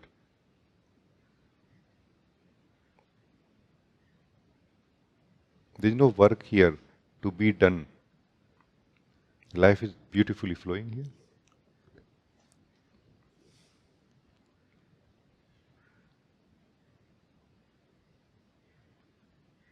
So there is nothing left to be finished now, except enjoying, living. Like work is not there anymore. Living is left now. No? Enjoying in the sense of more deeply, you know, allowing our consciousness, body, mind to be soaked in the grace, in the beauty of the presence of the beloved. You know, like so much so that you touch your own hand and it gives a fragrance of the beloved, of the supreme being. No, you look yourself into a mirror and you see the light of the supreme beloved being, no, in your own eyes. So much soaked.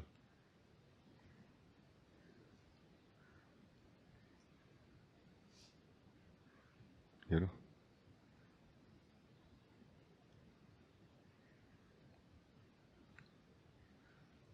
this journey of becoming a individual person, body to individual soul to the supreme being. Like, and vice versa,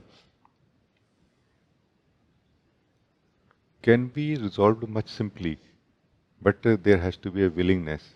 That's a very important part. Otherwise, no techniques can work from outside. Because otherwise, from inside, we keep resisting to the change. Because this change is nothing but a shift of the being who is living everything about itself. It's not a change in the experiences immediately. It's not change in the energy. It's not cleaning the house or anything immediately. It's about what we define ourselves right now. It's just about that. It is the supreme being only. This is my experience, beloved. It is the supreme being only, nothing else.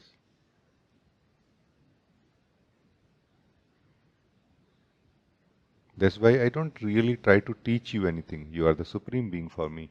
In the form of you, the supreme being is living in the core of it. I like to ask you always, what do you want? How can I help you?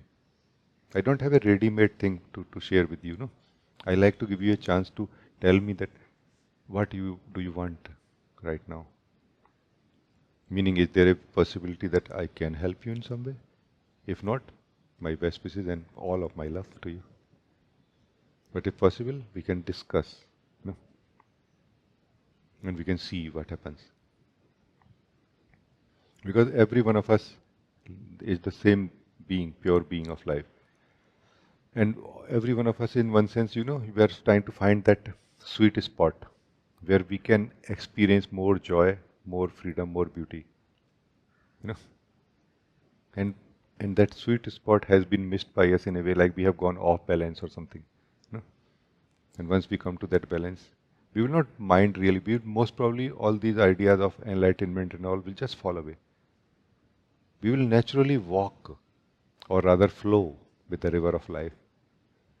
We will dance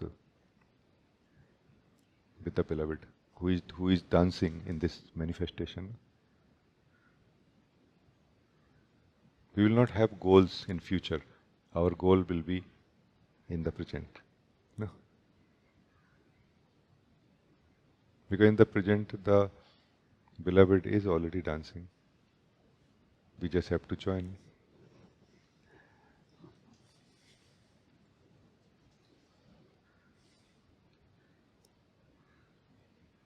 Present moment, I feel, is the dance of the beloved. So clear, so loud.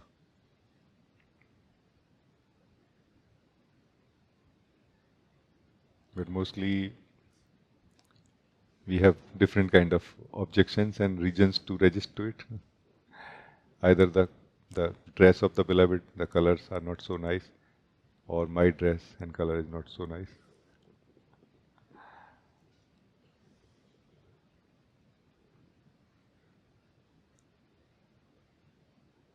Just a way of saying something.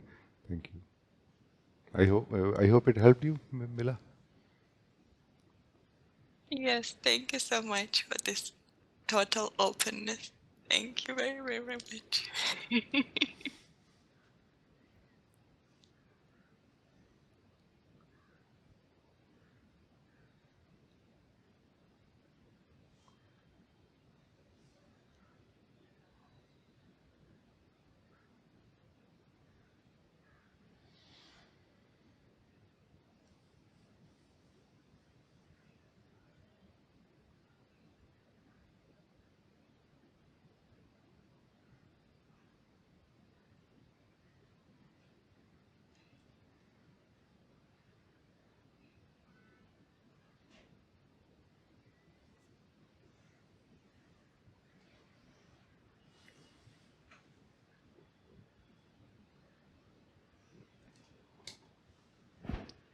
Namaste ji. Ji, thank you so much. This beautiful meeting. And just cleaning the house part is very, very useful and very practical. So I just want to report or share with this. So I notice I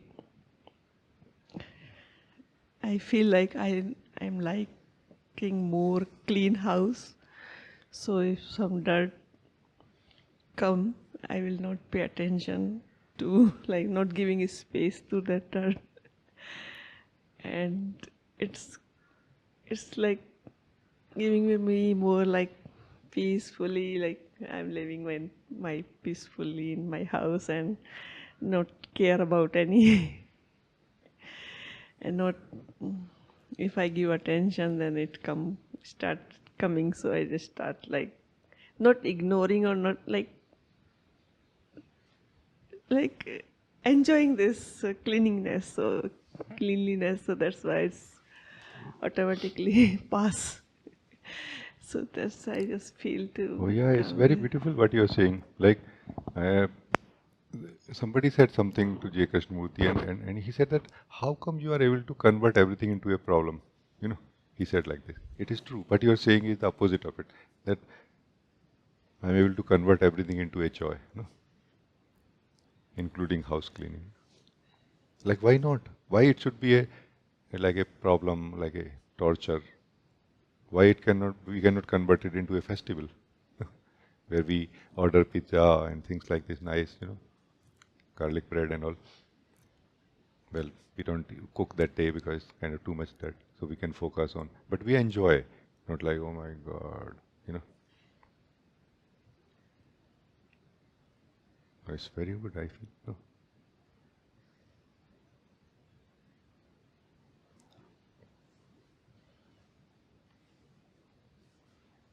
Like somebody says that if I clean my house very, very, like super deeply, will my house will remain clean forever now after that? And that's why we are trying to clean our house so much, even if we don't want to. And our house will not remain clean after that because it has to be maintained cleaned also. So there is some fundamental change that has to happen inside us, that we block somehow those windows and roots in a way, not the windows, but roots, our lifestyle through which we are bringing in the dust so much in the, like when coming from the outside, leaving our outside shoes on the outer part of the house only, not bringing them inside, changing the shoes to a house sleeper after that, no, which are already in the house and they don't have any new dust which could come from inside. You know what I mean? Like one simple thing which I don't mean that it's like a advice that you should do or not, which we learned that keep your meditation clothes separate from your usual clothes. What was it? To get the best results, you know.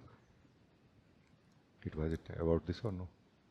So basically we are talking about best practices, not really about cleaning or anything. As soon as we adopt the best practices, we start getting best out of life. Do you see what I mean?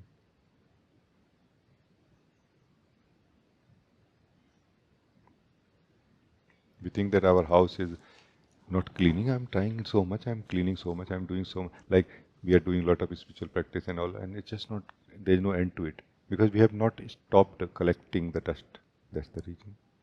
Either knowingly, meaning mostly unknowingly. No?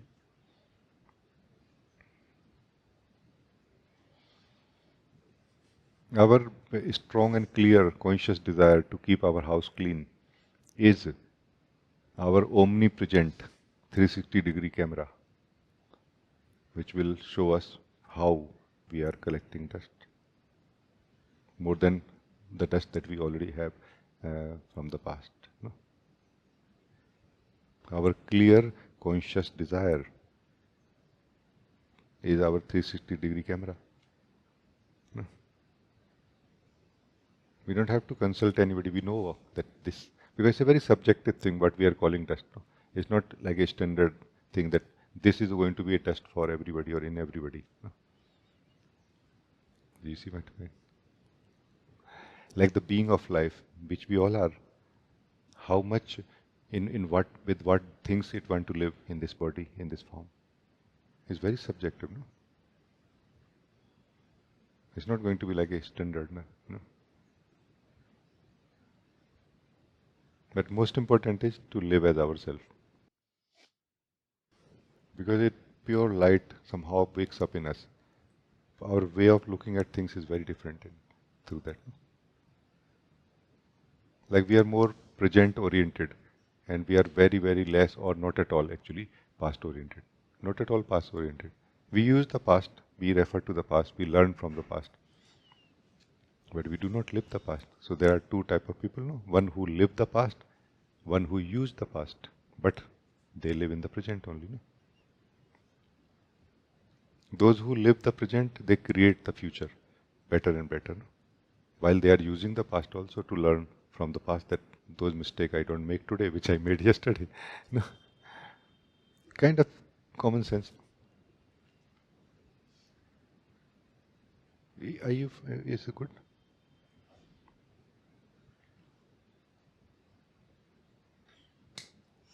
It's very good, and this very easy to live in your presence, and light of satsang is so bright. Then we can see easily, like we are how much we are clean and how much we can keep us clean.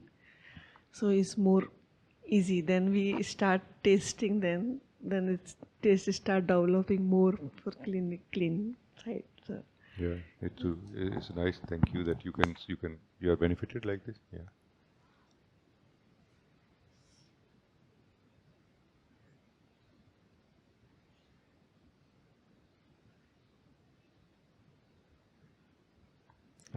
Let's say, if I ask you, if one feeling came to share, maybe that can expose some blind spot in us, and we can be benefited more by in satsang. Like let's say I tell you that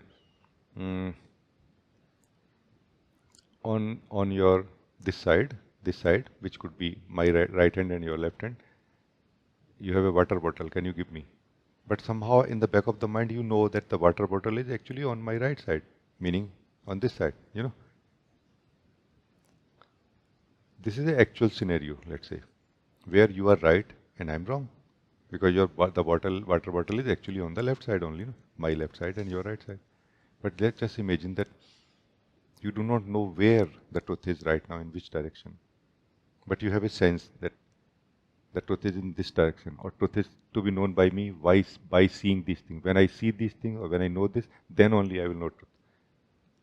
Then even if I will keep pointing to the truth in satsang, you will not look in that direction. Even if you will look in that direction, you will not be wholehearted. Even if you will be very much concentrated, you will not allow yourself to actually meet the truth that you will see in that moment, meaning the opening the heart part. You know what I mean? Because inside we will keep carrying that resistance that I anyway know. What is the point in looking in this direction now? And that I anyway know is mostly unconscious inside us. That is why we are less present in satsang, in the sense that we are not allowing ourselves to fully benefit from satsang. Because we somehow know, I know already. But this I know already is so unconscious and not so clear to us that we don't feel confident in talking and discussing that in satsang, you know. That's a really strange situation for us to be in satsang, that we are not clear about what we know, and that is not letting us discuss that thing to further make it more clear, and we are also not benefited by what is being shared right now because of the same thing. Do you see the blind spot, like a bottleneck that holds us back and the bottom of our being, in a way, in the unconsciousness of our own being also? This is something also, if we can more lovingly look inside ourselves, not from the eyes of judgment and, you know, criticism, we can look that, is it not true that I don't know really what I want in my life, and when truth is being shared, I'm not listening to it also, you know.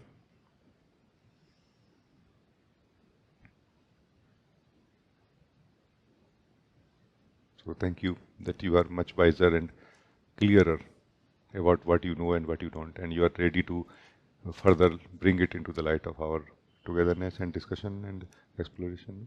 Thank you.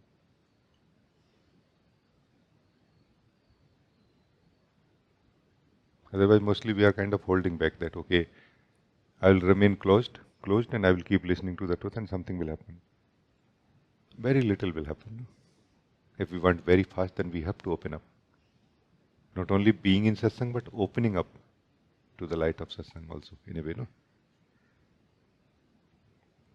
That I think what Uma said, that it was exposed in a way, no? She said something like this.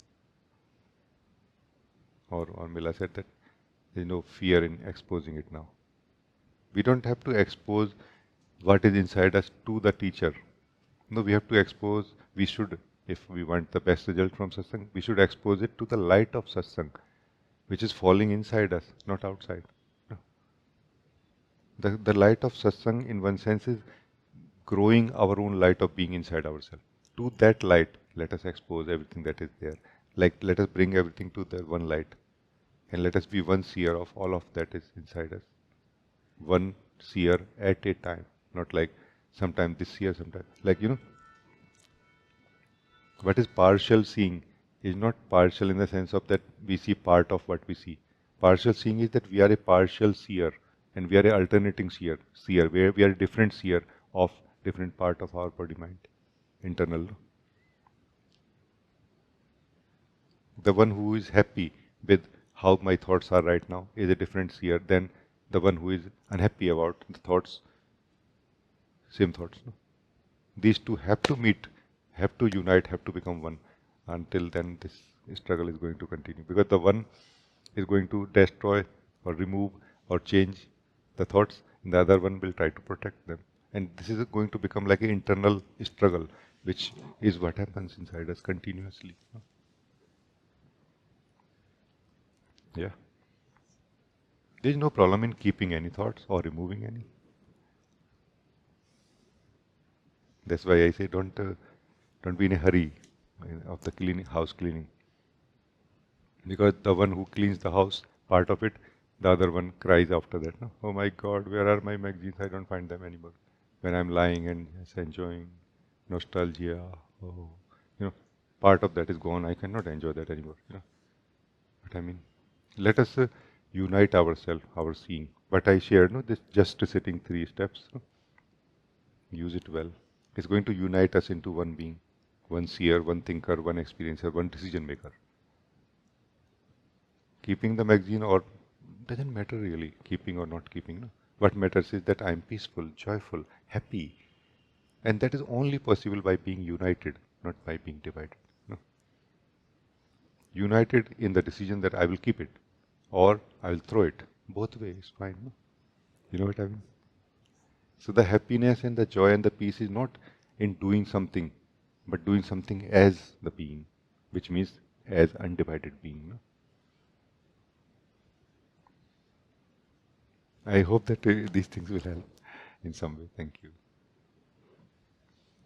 Yeah. So, can I ask all of you, what do you want right now? And how much of you want it now? How much of you means, are you clear about being divided or undivided? And chances are that some of you will feel that I don't want anything. But be clear that how much of you don't want anything. And you may feel, whole of myself don't want anything. And you might be right now. And do you see the power of it right now? Whole of myself does not want anything. This is the pure state of being where you are, true state of being in which you are now. Whole of myself does not want anything. Naturally, effortlessly remaining as the truth. There is absolutely no separation anywhere.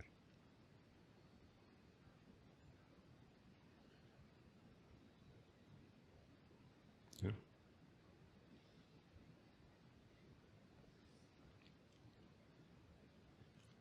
Or you may feel that no, I want to clean my house and make this instrument more balanced so that more beautiful music is produced. How much of you want to do it? Again, same question. Because it's not about what we want to do, it's about how much of us. Our habit of remaining divided is not only not letting us achieve what we want to achieve in life in terms of a better experience that we can have through the same instrument, but also it is not letting us enjoy the supreme beauty, the bliss that is natural and inherent inside the being when we are living as undivided being. You cannot imagine the life once we are living as ourselves. Not only we have the joy, the bliss of being, but also the joy of experiencing everything fully. Right now, both are not here. That's why it is said that we are not at all living anything or experiencing life when we are not living as ourselves. No? Hence the importance of undividedness. It's not about whether I want to know myself or want to experience body or mind or anything. We are not living, we are struggling when we are divided. No? We are just struggling, meaning like deciding, which is not necessary really.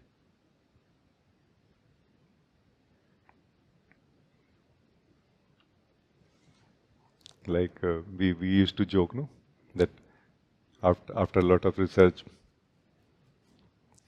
you bought your new mobile phone, and you were 100% sure that this is the best option available in the market, and no new releases are coming in the next 6 months, and that's why I don't have to wait, and like everything covered through the Excel sheets and everything, no? And you take out your phone in the workplace, first day, very glorious moment, and then some colleague says something, and that has just spoiled the whole thing.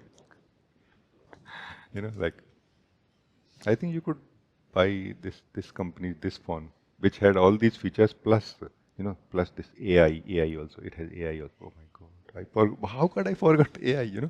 We feel like this. This is how we are living life, comparing life, and like our life options are deciding what I want. I should decide what I want and then check the options, corresponding options, isn't it? Meaning life from inside to outside, not from outside to inside. No? I'm just sharing, beloved, that maybe it will open up our eyes in some way. Otherwise, there are always going to be spoilers. Somebody will spoil our joy after buying that beautiful phone. What is being vulnerable in one sense is being divided in a way, weak in the state of being. Not that we have to be clear in the mind level and we have to be clear in that level and that level. No, that's not necessary. Strength, true strength is in the being, in the undividedness of being, not in the clarity of the mind only. No? That is a strength until we discover the undividedness of being. That is a valuable strength which works like a stability also. But the true strength is in the undividedness of being, no? in the truth of who we are. In the presence of that, in the living of our own being, nothing matters. Like no complaints left from anything. Everything is a joy. Cleaning house is also joy now, not a need, not I have to. I want to. No work left, no jobs anymore in life, only joy. You know what I mean? Since morning till night. That's why we feel excited to wake up in the morning that, hey, another new day of joy, not another new day of jobs. Thank you, beloveds. I feel this is amazing. Thank you, Rajee. It's very, very nice meeting with all of you. Thank you for joining this meeting. Thank you, beloveds.